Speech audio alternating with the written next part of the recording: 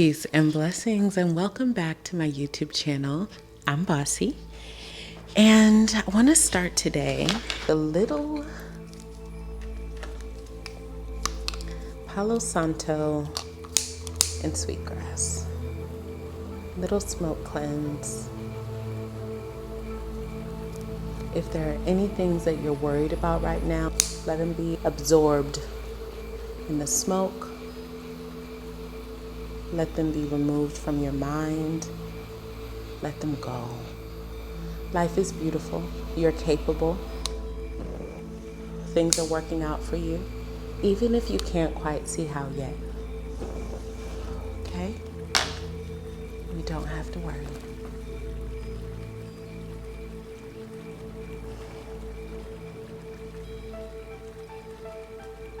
So, I'm excited to share a quick excerpt today from Shakti Gawain's Creative Visualization. This is the chapter titled Prosperity Programming. And this to me was super important because people will constantly ask, some people, not all people, because I think most people know better. Once you've practiced these things and you see how well they work, how effective they are, you stop asking certain questions. You just continue to practice. You continue to repeat your affirmations, visualize, meditate, script. You just keep reminding yourself your gratitude list and all the ways that these things have already worked out for you before, instead of saying, why isn't it working?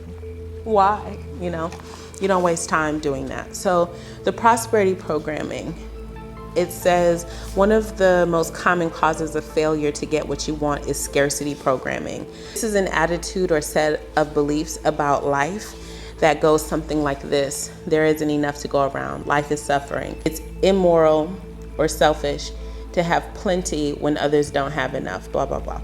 So these are all false beliefs. They are based on a lack of understanding of how the universe works, or a misunderstanding of some important spiritual principles. These beliefs are not of service to you or anyone else.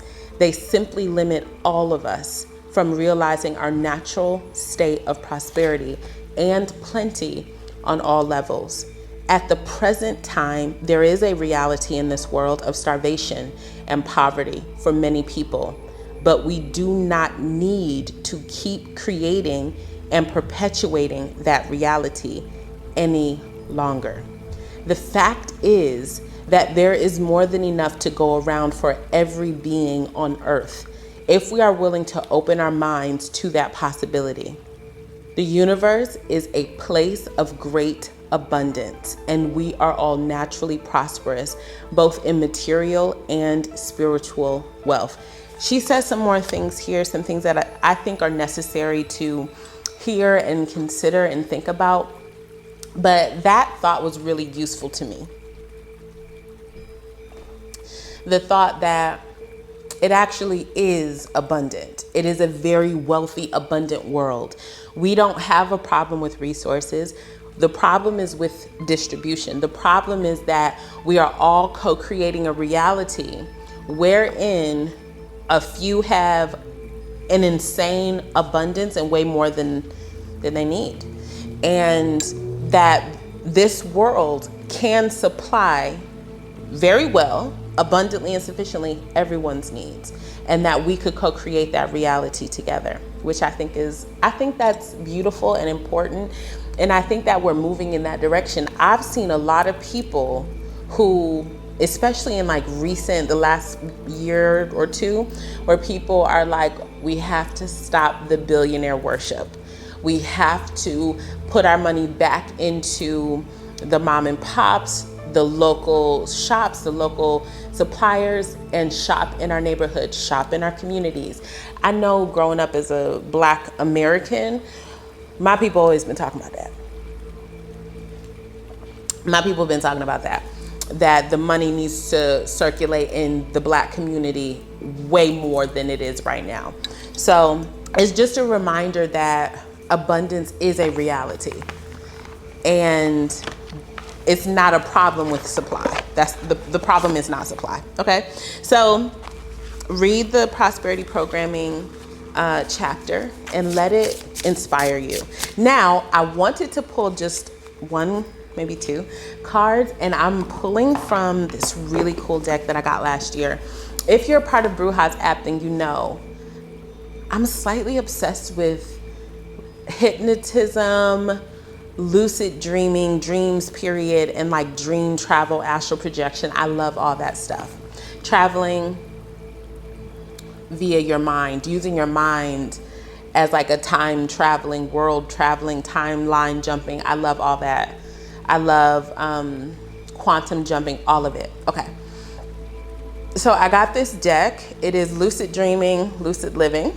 And I wanted to pull from this deck today specifically because I have been having some really cute lover girl dreams. That's all I'm gonna say. But I've been having some really good dreams, y'all. Really sweet, loving dreams. And I like that. Okay.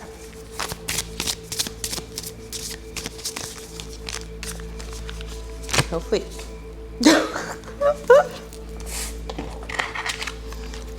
Okay. The card that has come up, number 11, sleep on it.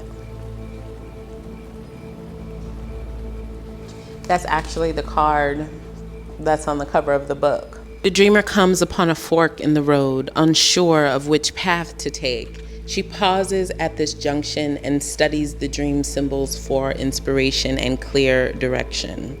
Keywords here are choice, decisions, fork in the road, inner guidance, no wrong decisions, and problem solving. Lucid dreaming teaching. Problem solving within the dream time is a common occurrence across cultures.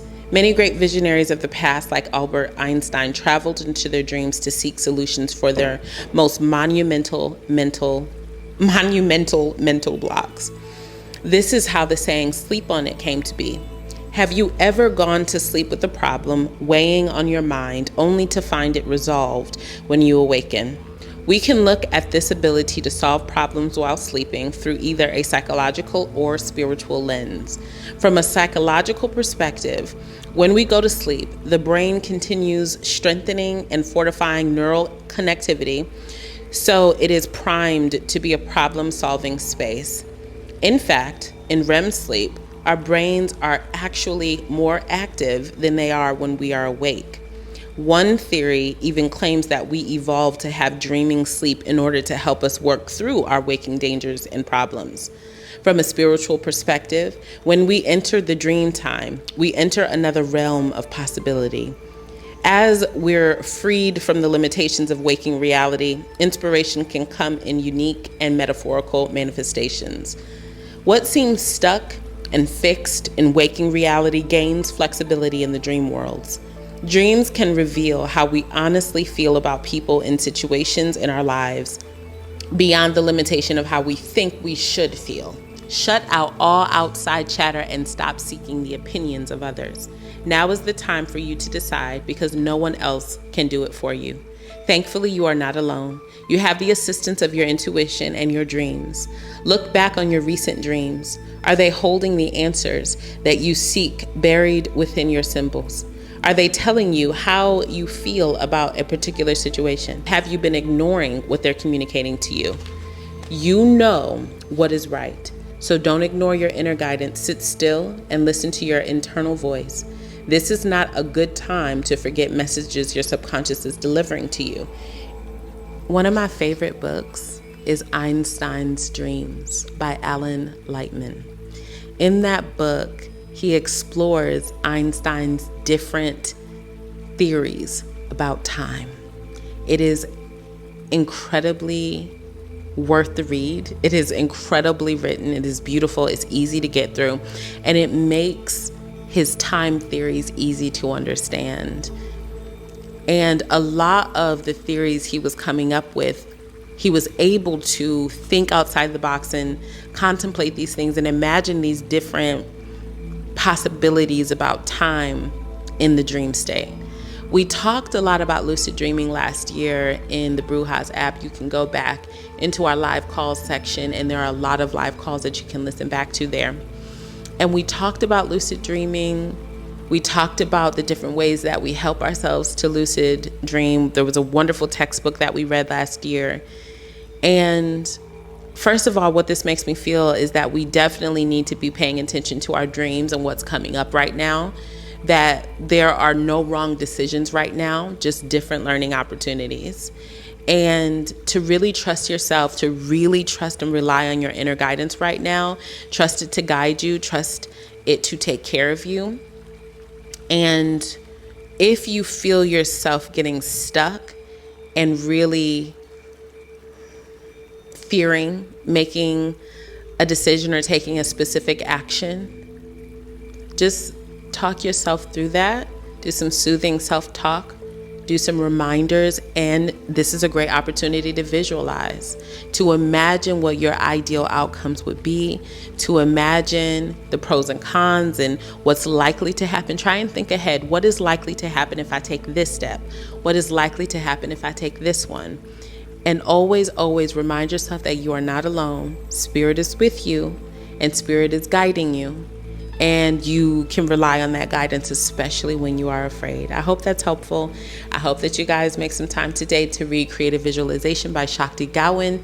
It is a beautiful book, and the Prosperity Programming chapter is especially worth the read. Thank you so much for clicking on this video.